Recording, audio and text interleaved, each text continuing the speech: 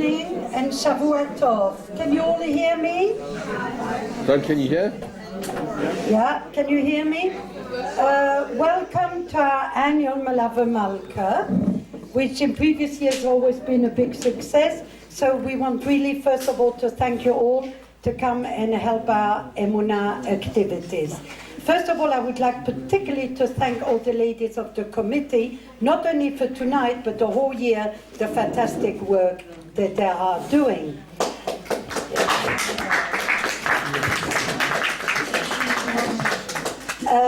I would like to call upon Mrs. Rini Becker just to tell us about our activities in EMUNAH. All the evening has been sponsored. That means that any money you give will all go to EMUNAH. Shavua Tov, everyone. Can you hear me? Okay. First, I'd like to say thank you very much for inviting me to come. As the chairman, one of the chairmen of EMUNAH Jerusalem, it's always a pleasure to go along and see what's going on in all our groups in Jerusalem. And we're very proud of Bayit VeGan, your group, because it goes on and on and on and never disappoints us with special events. And I think Gigit and all your committee are very special people, just constantly providing us with all our needs. Life in the EMUNAH organization can never be described as boring.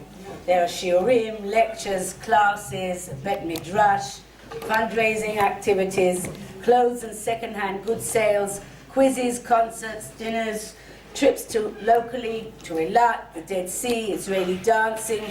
All these are going on constantly for women and also some for men. We in Jerusalem, the largest EMUNAH sniff in the country, have English and Hebrew-speaking chapters, and we have an office that has a competent staff that deals with all the official matters and keeps us connected to the main office in Bnei Brak. But most of the activities, like yourselves, are run by volunteers. But that's only a very small part of the work of EMUNAH. Our place in the social welfare and educational services of the country is most influential. We're active in Klita and Aliyah, having assisted in the absorption of so many Russians and Ethiopian Olim over the years, and today we are still there for them to continue with the much needed help that so many people need. We have 8,700 children in our care in 135 daycare centers. We have over 2,800 pupils in our schools and children's homes around the country. We have a third-level college offering a B.Ed in graphics, fine arts and drama, 15 batei midrash for women, 8 family counseling centers, the largest one being in Yerushalayim, which unfortunately there's a growing need for family counseling. We have over 3,000 employees and 2,800 Banot Leumi. All this helping to keep our big organization running, and an incredible budget of 400 million shekel to cover. We cater in our daycare centers for children, not all, by any means all from religious homes whose hard-working parents must both work in order to afford to raise a family. And in these daycare centers all over the country, children are receiving an excellent religious Zionist education. We hope that these are the children who are going forward in life and will be a positive influence on our society and build us a wonderful Israel. The challenges are great, though, and growing. Nowadays, the children in our care, in our 5 children's home, are coming from unbelievably horrendous backgrounds, more so than ever before. Drug problems, murders, physical violence by parents, incest, sudden death of parents are just a few of the reasons why a child must be removed, sometimes suddenly, from his family and placed in care. And for this reason, we also have opened emergency shelters in our children's centers throughout the country, even receiving children and babies in the middle of the night, in very short notice.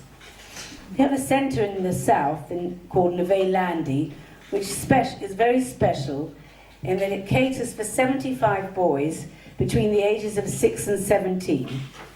They're most often placed with us in our care after being hospitalized with psychiatric problems because of the extreme problems that they are facing in life. There probably isn't one child who isn't on some form of psychiatric drug. And yet, when you see them, and I do strongly suggest that you will go and see one of these homes once at least, they're lively, happy children benefiting from all the therapies and learning experiences that EMUNAH and the money that you raise, amongst others, provides. And they are able to go and have regular schooling on the level suited to them. Some of these children have never even been to school before they came to us. And they enjoy bike riding, horse riding, animal therapy, and all the usual things children enjoy. And what are your children and your grandchildren, great-grandchildren? What do they enjoy? A big hug, a big smile. And that's one of the main things that we are giving our children in our care, this love which they are so sorely missing. Some of the children in Neve Michael, which is another one of our homes in Pardes Chana, have the benefit of a connection with the Israel Philharmonic Orchestra. They're part of Sulamot, a group of unprivileged children who are learning a musical instrument and play together with the members of the Israel Philharmonic Orchestra. Recently, Zubin Mehta conducted an event with these children, and one of our boys, age 13, who's learnt clarinet, played a solo for this orchestra, with this orchestra. Maybe some of you who were at the EMUNAH dinner, I don't know if anybody here was there, just the recent EMUNAH Jerusalem dinner, but we were entertained by this boy who confidently got up, stood in front of 250 people and played Shalom Aleichem, Malachei Shalom, most beautifully on his clarinet. And that's all because we've given him the confidence in our home to do this. His home couldn't give him this. And advance in the sphere of our care in the children's centres to help to involve the parents. However bad we consider the parents to be, they're still their parents. And unless the child has been taken away from the parents by court and by court order and not allowed to have contact with them, our social workers and psychologists on the staff work together with the parents, making every effort to educate them in proper parenting skills and involve them in activities with the children, and thus build up a relationship which in many cases never even existed before. The sky is the limit to the success of a child thanks to the warm, happy atmosphere and correct approach that we give them in our homes. And we just hope that they will finish their education through us, find a suitable career, and have a happy married life. And the hope is that history will not repeat itself in the next generation as has happened in so much in the past. And now for the future. Whereas we especially, the EMUNAH English speakers amongst us, have always been satisfied working in the sphere of fundraising for the children, enjoying other activities that were mentioned, and on the whole didn't necessarily feel the need to apply ourselves to other issues through EMUNAH, we're realizing the younger generation wants something different. We need to look forward. There's a great deal of concern about our continuity, and we're very conscious of this, especially in Yerushalayim. We need the younger generation to continue the work of EMUNAH in modern terms. We're reaching out to the needs of the younger woman. Yeah, I can see one younger woman here. In Jerusalem and Ma'ale Adumim, we have 3 groups of young women getting on their feet, and we hope that's going to be part of our future leadership. We've started guidance groups for women who run small businesses from home, groups for preparing young couples for their future lives together, and leadership courses to help to find ways to achieve the positive empowerment of women and their influence on society at large. In the public sphere, EMUNAH is making its presence felt with its involvement in women and family issues in the Knesset, within the confines of halakha, including laws passed on matters of yagunot, giyur, mashgichei kashrut, and even grandparenting rights. You may ask, what's grandparenting rights? That's whether, when there's troubles in the family and the children are separated, can the grandparents come and meet with their grandchildren? This is something having to be fought for. Recently, EMUNAH received the Israel Prize for the excellence of our work, and yet we can't sit down and say there's nothing else to do. There is so much to do. and we look forward to a better future for our country, and we hope that we're contributing to this for the involvement of EMUNAH's works and activity.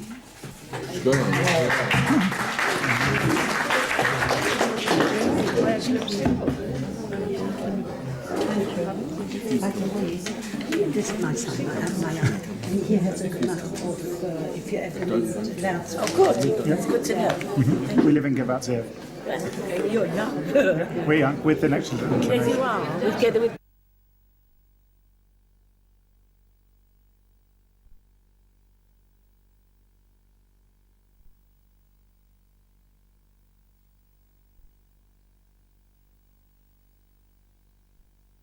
You don't have to take a picture of me, please. I'm allergic. Good evening and Shavuot Tov, ladies and gentlemen. I hope so far, I'm sure you've been having a very good time. And you will continue to have a good time because we have a very special speaker. Rabbi Eddie Jackson, as you read. He was born in Cork, Ireland, and he worked for many years in United Synagogue shuls. One was Kenton, one was Kingston-on-Thames, and he worked for 19 years in his last shul in Hampstead Gardens suburb. Hampstead, sorry. I've been out of England for too many years. I was 9 when I left. Okay? He took early retirement and came with his wife on Aliyah in 1999. He has 3 daughters and a son, all married, and all of them are married and in Israel, and all the grandchildren are in Israel. That's a big thing to be able to say. Rabbi Jackson was a prison chaplain in 2 big prisons in London, and he will tell us about his experiences.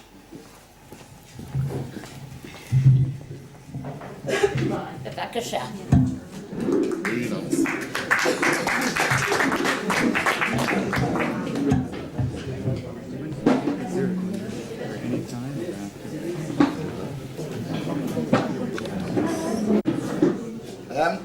Shavuot Tov, thank you for having me.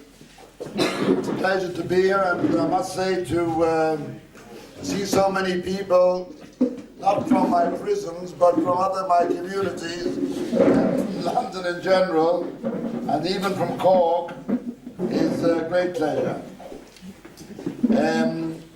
Whenever I come to the center of Mishpatim, I always think of the first pasuk, one of the first pasukim about the Eved Ivri, because it had a big influence on me. When in the early days, when one was in Bnei Akiva, one heard this Devar Torah very quickly, very short, but quite pungent. And it applies to all parts of life. It says, Ivim Omar Ha'eved, Ahavti et Adoni, et Ishti, Miet Bonai, Lo Eitzei Chovshi. The Eved says he's making mistakes, he's making his excuses. I don't want to go out because I love my wife, my children, my master.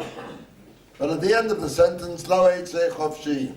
I always remember, he says this is a lesson for life. Sof sof. The bottom line is Lo Eitzei Chovshi. Forget, you start with excuses, but in the end, it's your decision and it's your ratzon, whatever you do in life. It's either, whatever excuses you want to make, in the end it's either eitzei or lo rotzeh latzeit, lo eitzei. But that is just a first thought, and now I want to get on to my subject. Look, I was a prison chaplain in London for about 10, 15 years, and when you take on a position in London within the United Synagogue, and the United Synagogue in London, in England, is an Orthodox organization, because in America I know it's not, it's a conservative organization. you've got to take on a responsibility apart from your own community. At least this was in my time. So you had to do either hospital visiting, university work, or one option was prison chaplain. I was offered the prison chaplain a number of times and always refused. But once they were a bit desperate, and they said, please, please, just take it on for a couple of weeks while we find somebody. And you can imagine, I ended up for 15 years doing prison chaplaincy.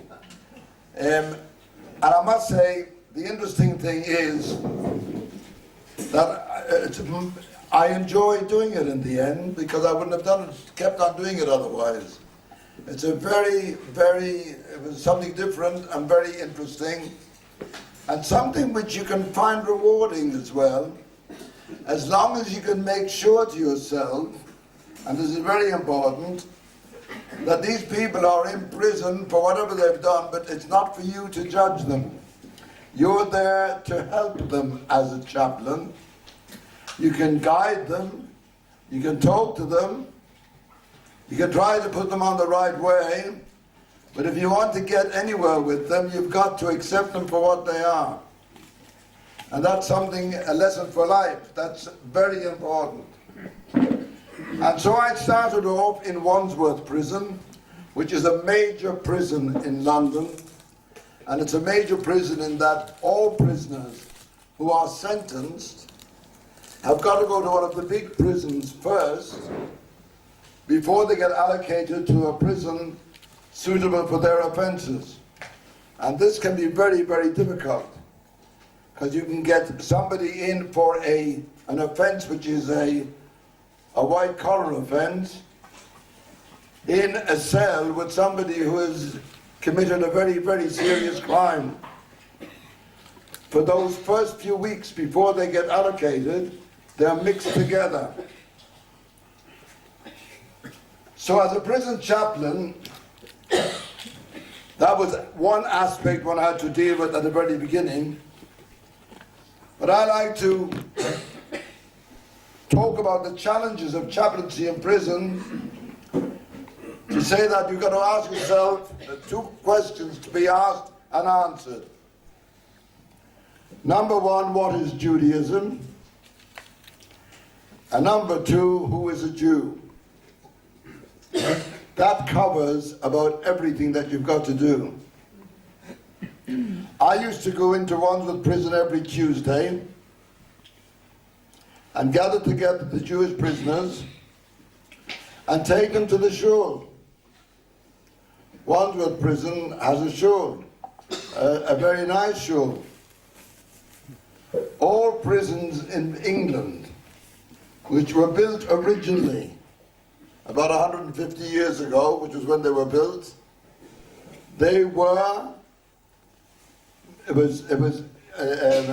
was important, and it was necessary, and it was regulation that a synagogue was put into the shul, into the prison. So at Wandsworth, Wormwood Scrubs, Pentonville, and all the old prisons. Why? Because it says in the Constitution that prisoners are entitled to have freedom of worship. They've got to have opportunities to worship for their religion. And there always was a church, and 150 years ago, the only other denomination were the Jews. There was nobody else. So therefore they have to put in a church, they also have to put in a shul. Nowadays, of course, it's quite different. They put in a church, but they don't put in anything else. They put in one room, which everybody's got to use. Non-denominational.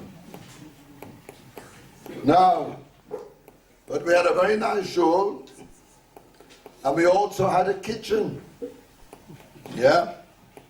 It's very interesting about, things have changed slightly different now, but according what is Judaism? As far as Judaism is concerned, you've got to have somewhere to pray, and there are Jewish dietary laws.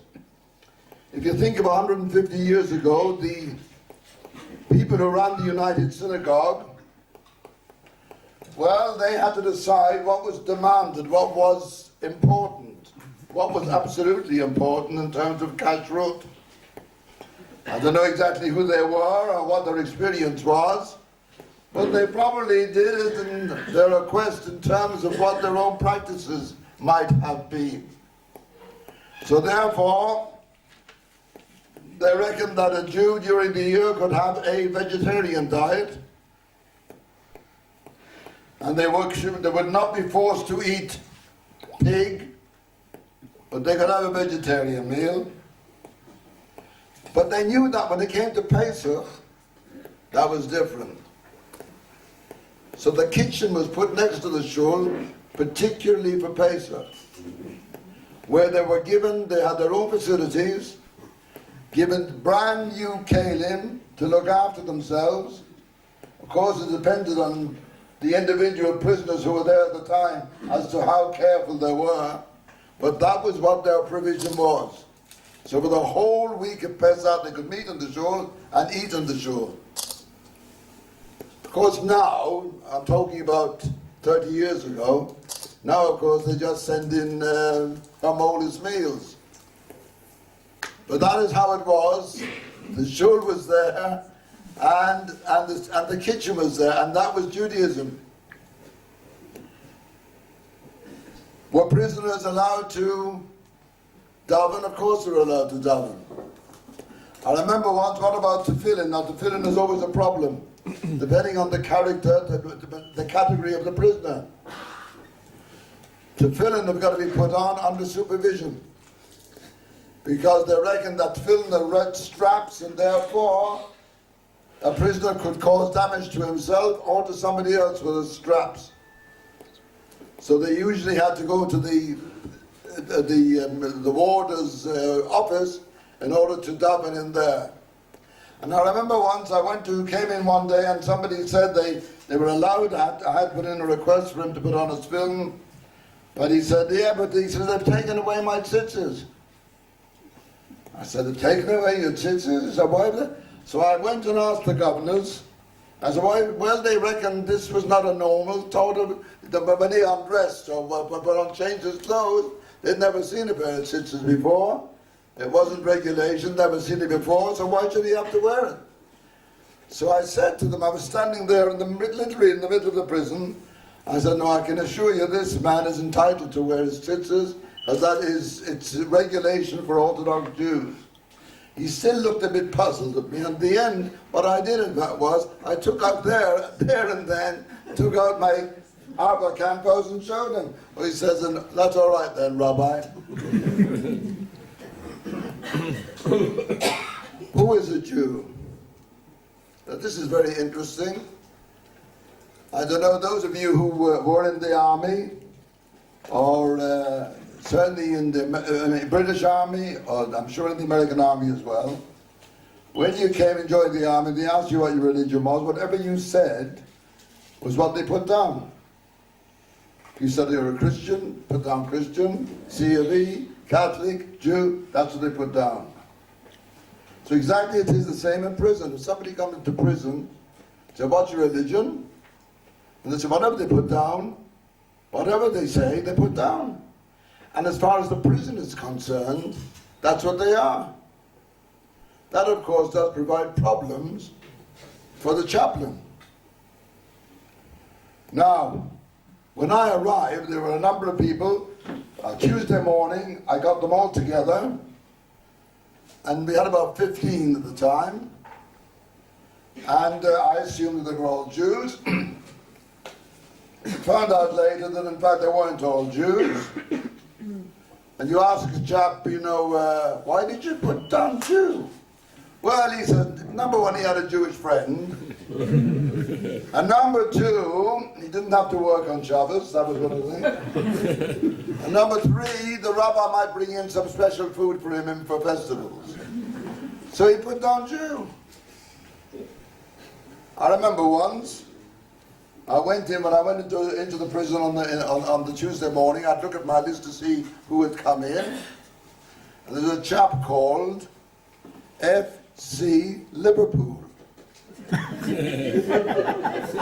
FC Liverpool, and he said it was a Jew. Don't.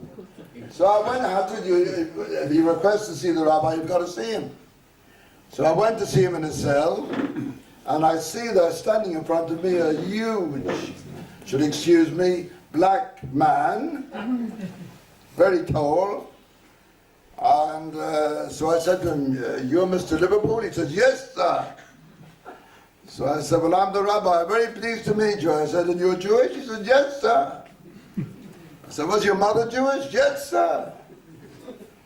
I said, "Did you have a bar mitzvah?" He says, "What?" Now, the thing is that I can, in fact, decide not to accept him as a Jew, because I've got a problem. I've got a problem. Let me tell you about Dominic. He was a problem.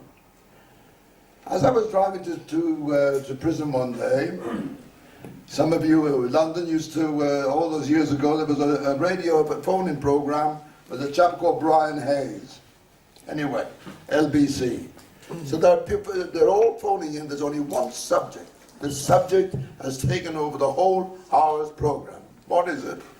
A fellow has been sent in to prison, has been sentenced for impersonating a doctor. Impersonating a doctor. And he's been given, 3 or 5 years. His name is Dominic Bint. And I'm listening to all this very interesting discussion on the phone. Finally, this fellow, can you imagine, and it happens, still happens, believe me. This fellow used to go in, he must have known, he read a few books on medicine. He went into Hammersmith Hospital every day, put on a white coat and had a stethoscope and walked around, and everybody thought he was a doctor. And everybody is phoning up to tell the presenter the various experiences that they had with this fellow. Everybody knows him. And in fact, one woman phoned up and she said, "I don't care what anybody else says, he saved my life." So they said, "Well, how is it he saved?" "Well," he said, "they were trying to put in intravenous thing, and nobody could do it except him. He was the only one who could do it." So anyhow, I get into prison. Now, Dominic Bint doesn't sound Jewish, does it? But I look at my list, and to my Torahs, Dominic Bint is Jewish. He said he's Jewish. Now again, once he says he's Jewish, I must go to see him.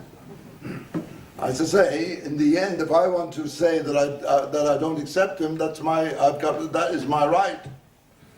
So I said, it's very interesting. It was a really very bad psychiatric case. In fact, this fellow, he spent, I think, about the first 3 weeks, in fact, crying, never stopped crying. It was very sad. So I talked to him and I said, "Look," I said, "you put down Jewish. Are you Jewish?" No, he said his girlfriend was Jewish. His girlfriend was Jewish. He knew a lot of Jewish people, and that's why he put down Jewish. So anyway, my immediate reaction was, in fact, to him, was to say, "Look, I'm not coming to see you again. You're not Jewish." But he pleaded with me to come and see him. He was in the hospital. So I said, "Right, I'll come and see you." So the thing was that, of course, he is still registered, as far as the prison is concerned, as a Jew. So I went to visit him for a number of weeks, and finally I came into the hospital one day, and I said, "Where's Bint?" "No," he says, "he's in hospital." So what happened to him? He said, well, he tried to commit suicide last night and almost succeeded. And apart from the fact that I was sad because I'd built up some sort of relationship with this fellow, but then I had to go to his file. Because then I had to put down on his file, this man says he's Jewish, but the rabbi does not accept that status. Because if he didn't have any family, if he had no next of kin, the Jewish community would be responsible for his burial. So, that's Dominic Bint. Now, again, to say, and it's very, one of the chaps, this FC Liverpool, who was black African, a lot of the Africans said that they're Jewish. They put it because they regard themselves as the line of Judah. The fact that they might be Christians is neither here nor there. Christianity came from Judaism, and the line of Judah, they all love Israel, and they're Jews. And many of them put that down Jewish. And I had a problem with another chap, a black chap who lived in London, who maintained that he had converted to Judaism. Not only was a member, and he knew quite a bit. So I went to see him, and I started seeing him on a regular basis, but I knew that he wasn't Jewish. And one day I had a big overload of people to see, and I said, look, I won't be able to come in. He reported me to the race relations command. So in the end, I said, I'll go and see him again. So I went to see him again. Now what is interesting is living in Israel, we appreciate this. What's the other side of the coin? The other side of the coin is this. One day I came into the prison, and we were having our little service, because I used to do a little children's service with them. I told them a bit of the Sedra story, said the Shema, the Down Olam we sang, and a few other bits and pieces.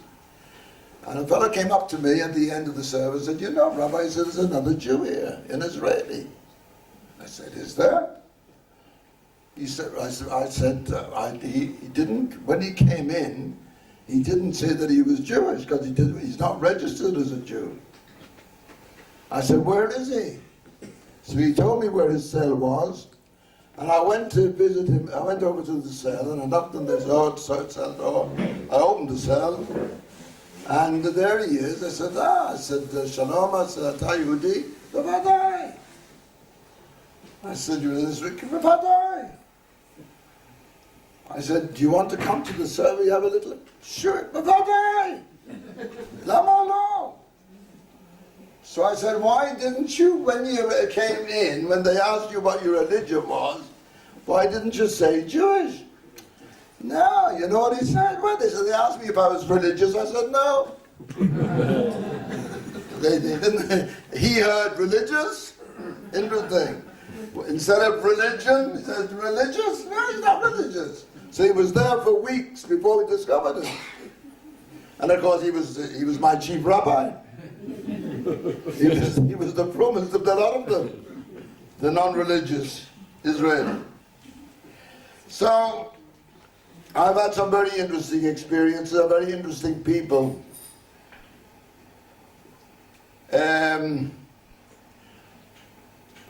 About a long time before I came on Aliyah, I walked down the street of Herzl Street in Netanya with my brother-in-law. Some of you might know, and he's great, but he knows things. He knows people. Anyway, I won't describe him anymore. He's a lovely fellow, but he's into things. Lovely. And we're walking down the street in Herzl, and all of a sudden somebody shouts out, Rabbi!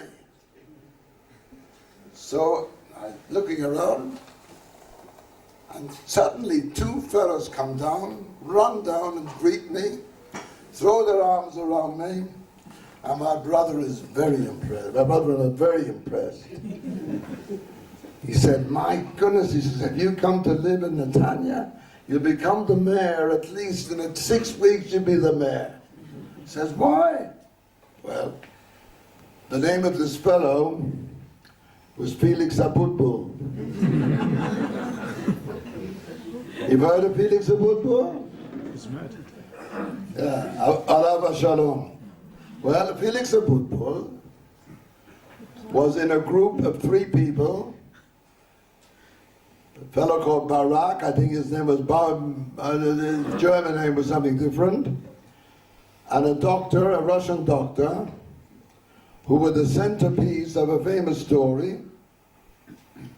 The famous story was that I don't know what the circumstances of the relationship between Israel and Nigeria at the time, and nobody will know exactly why, who put them up to it, but there was a Nigerian diplomat walking down Kensington High Street one day, and he was suddenly taken over by 3 men.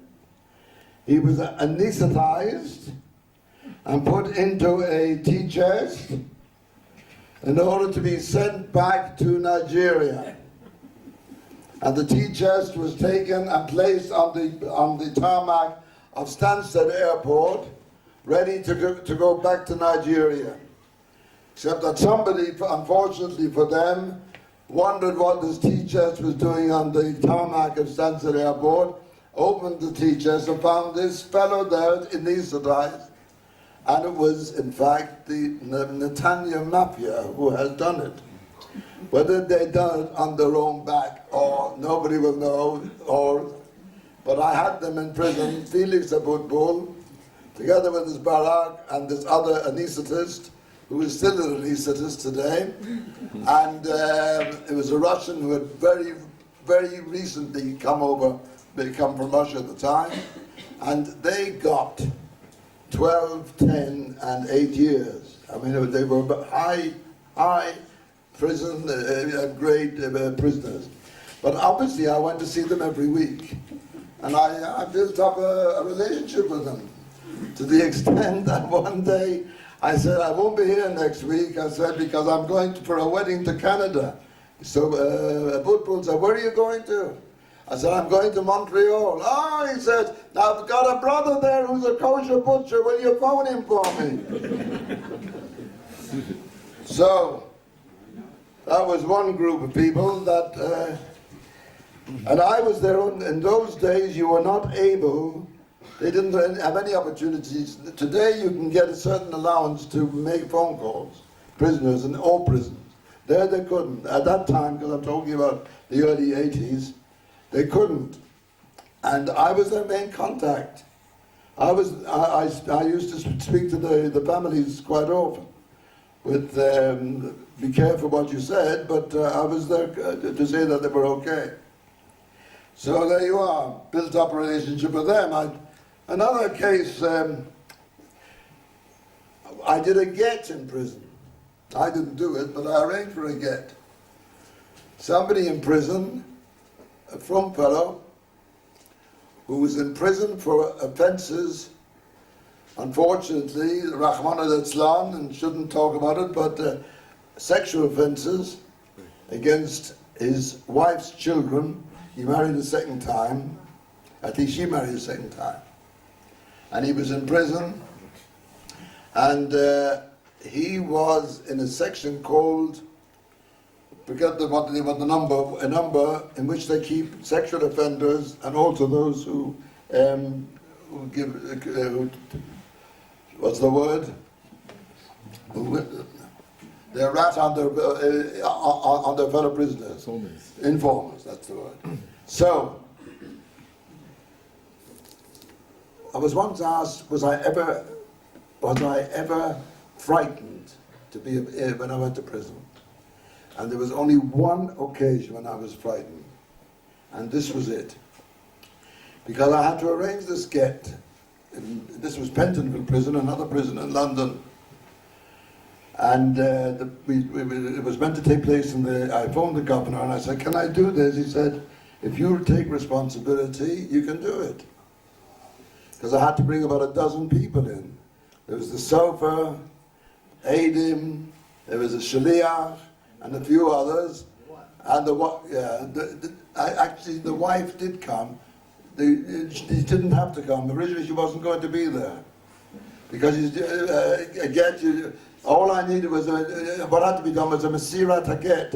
In other words, it was a Tzivui Habal actually. Although they did the whole thing originally, she wasn't going to be there, but she did turn up. So I had all those people there. I don't know whether any of you remember Diane Fisher as a Ron of the Broker, but he was there. And, most of you are from England, are you? Those of you who know, I remember he was waiting for me. I told him to wait outside the prison at 3 o'clock. And I went, I said, excuse me, I said, I've just got to go and get a key. Because I was allowed to wear a key, I could go anywhere, almost. So I went to get a key, and as I came to pick them up, I had the key in my hand. He says, oh, du hast das Schlüssel. Says, "Du hast the Schlüssel?" What? He was very impressed. So we did, in fact, but coming back to was I frightened? This fellow was in this section for informers and sexual offenders, sex offenders. And it was in a separate part, away from everywhere else. But I had to go in there to collect him. And as the word got round that I was going in to collect into this section, the whole of the rest of the prison gathered round outside, because they knew somebody was going to come out. And you know what? The ethics of criminals is, you can be a murderer, but you can't be a sex offender, and you can't be an informer. And the only time I was really frightened was that when I came out, together with this fellow, the whole of the rest of the prison, hundreds of them, were there shouting and spitting and trying to attack him. And I just, the warders helped me to protect him, and we took him to the shul, and in fact he did give the get. There was a Mesiras get. Let me tell you that on one occasion, had a lady who was the chairman of the visitation committee for the United Synagogue who wanted, it was Joy Conway actually, if anybody knows her, she wanted to visit. That's right, yeah, she's now in Bet Shemesh at the moment. And they're on no, she hasn't moved into Shoresh yet. I've got later news. No, she's in Bet Shemesh with her daughter at the moment. Okay. But she was the chairman of that, and she wanted to go around the prison, so I took her around the prison. Now the only thing is that, if there's an emergency in prison, suddenly the alarm bell goes, and they have, for some reason or other, the procedure is that everybody has got to just go into the nearest room and lock the door. So there I was for 25 minutes with Joy Conway in this locked door. Can you imagine? I'm so confessing it. I've confessed it on Yom Kippur a number of times. But I didn't have any choice. I just couldn't help it. Kodesh Baruch Hu, I said I couldn't help it. So there I was. And the final story that I want to tell you is this. How am I doing for time? Well, there's a final story. Pardon? I'm finishing off in a minute now, because this is a beautiful story as well. Apart from the Abutbuls, the mafia, the three Netanya mafia members, who made me very famous, and you know, it's interesting. Somebody said to me the other day, not long ago, there's a deli in Netanya. It was called Shirley's Deli. Almost all the restaurants, the mafia Baruch Hashem there has really been defeated. But recently, up to recently, almost all the restaurants on Nizza, they've all been burned down at one time or other. There's always been, and other places as well. But somebody said to me, I know Shirley's, Shirley's will never get burned down. So I said, well, how do you know that? He said, because then Yoshi, you're a friend of ours, and they wouldn't burn down a friend of yours. So I wasn't sure whether to take that as a compliment or not. So we've dealt with the matter of Netanya mafia. Let me tell you about the Betsad case. Also in there during the time when I was the chaplain in Wandsworth, were the people who tried to kill Shlomo Aronov. Agov, beg your pardon, Agov, the Israel ambassador, who was shot outside the Dorchester Hotel one day and never recovered. And these Arab were in that prison, and not only that, there was also some Israeli prisoners there at that time, as there usually were. Once I had Israeli prisoners They tried to burgle the jewelry shop on Golders Green. What was it called? Can't remember. Who? No. One of the big chains. No. Anyway, and these three. Can you imagine? Three brothers. Three brothers came and tried to get into this jewelry shop in Golders Green. But as soon as they tried to break in, immediately the alarm went into the police. And so they heard the alarm, and they knew that they had no chance of doing anything. So what did they do? Like good Israelis, they went into the kitchen and put on the kettle and had a cup of coffee until they waited for the police to come. But of course, they got a very heavy sentence for that, and they were crying to me because they said, "Look, we didn't take anything. We didn't." The trouble is that when they went in, they had toy guns. So once you have a weapon or anything that looked like a weapon, that became a very, very serious offense, although they got nothing. And anyway, they were inside, and one day I told them that I wouldn't be in there, I'm going to Israel. "Oh, you're going to Israel? Will I contact their parents?" So I did. I contacted their parents. And the mother, they said they'd like to come and see me. The father drove a little Tanuga van. So we had a flat in the Tangi at the time, long before we became before this flat, years ago. So on this evening, this Tanuga van drives up, and they come out, and they come up, and it was again really pathetic. And they said they've got some stuff for me to take back for them. So what do you mean stuff? No, he says some food. They really thought they were in the army, you know. They said, you know, they got food to take in there. So I said, no, I really can't take food. And that they had a van loaded with food for me to take back, to give to their boys. 3 brothers, 3 sons. Can you imagine, 3 sons? In the end, I did them a big favor. She said, please just take the Turkish copy. So the Turkish copy I took, and I took it in for Yom Tov. The last one that I want to tell you was this.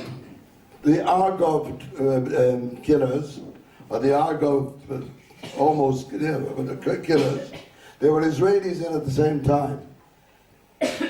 And one day when I seen the Israelis said, a couple of them came up to me and said, you know, Rabbi, it's very, very ridiculous here, he said. He said, where the Israelis and the Arabs were they put them in the same block, just 1 floor up from the other.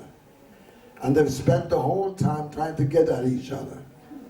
I said, that is nonsensical, ridiculous. So I went to the governor, one of the lower governors. I said, you know, can't you move them around? Oh, Rabbi, that's a very good idea. I said, move one. He said, of course we will. We didn't realize. And they could have killed each other. So anyway, the following week I was coming, when I came to prison on that Tuesday, it did happen on occasions that some of my colleagues would phone me up if they happened to have some of their congregants in there, and to ask whether I would bring them in. That was the easiest way of doing it. So I said, yes, of course I will. So I usually meet them outside the prison and take them in. On this occasion, I can tell you who the rabbi was. The rabbi was Rabbi Sudak, the old Rabbi Sudak, the Chabad, the Lubavitcher. He said he's got somebody in there with a mind. Now you know, I tell people, I don't particularly look like a rabbi. Rabbi Sudak does look like a rabbi. He's got his long coat and he's got a beard down to his... I met him outside the prison, And I took him right through the prison to where the office where we had to make arrangements for him to see his chap. And as I went into the office, the fellow who I'd spoken to last week about separating the Arabs and the Jews is there sitting with using his pen, taking some notes and not seeing them. Suddenly he looks up and says, hello, Rabbi. And he looks straight through me at Rabbi Sudak and he says, he says, I see you brought your hitman with you. So there, that's really, it's been some of these stories, and I tell you, there's a Hakoras Taub stories, which I received without amazing Hakoras Taub stories, which one can tell if one had time, but I'm not going to do it now. It's a different story. It's a different thing. Thank you for listening. You've been very good, and I think it's time that we should stop. Thank you. Hold on. First of all, thank you very, very much. It was certainly a fascinating talk. We've got 3 raffle prizes, yes, and we'd be grateful if you could draw the numbers, please. And also, can we just present you with a little something? Thank you very much. Thank you very much. Yes, thank you very, very much. Thank you. Do you have your tickets ready? The first prize is a beautiful basket of fruit made by Delia and Lorna. Number 58. 58. Who's got it? Oh, very, very good. Fine. This. Another one. Oh, right. She's donating. Oh, wait. Not 59 and all, okay. We'll check them.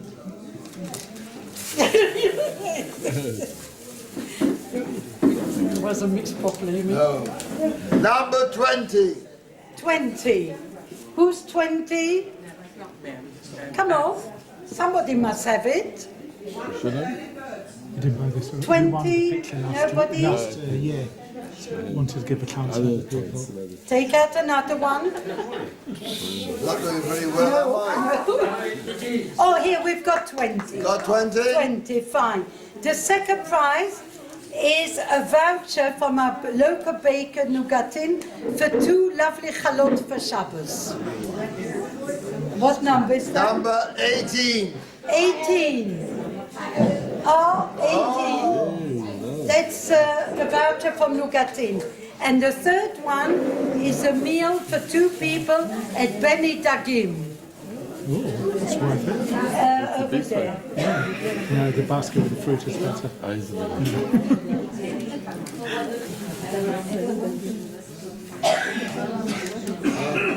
Number 8. 8. Who's got 8? Oh, here, Judy. Very, very good. Thank you very much. And I must mention that the Rabbi came especially from Netanya to speak to us.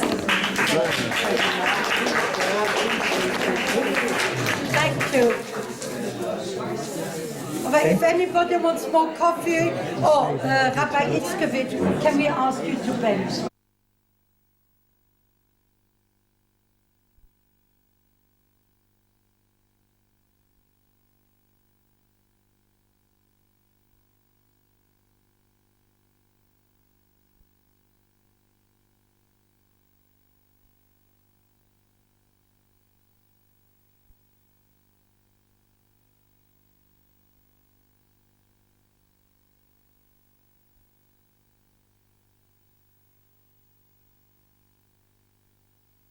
Baruch atah Adonai Azonai Sakol.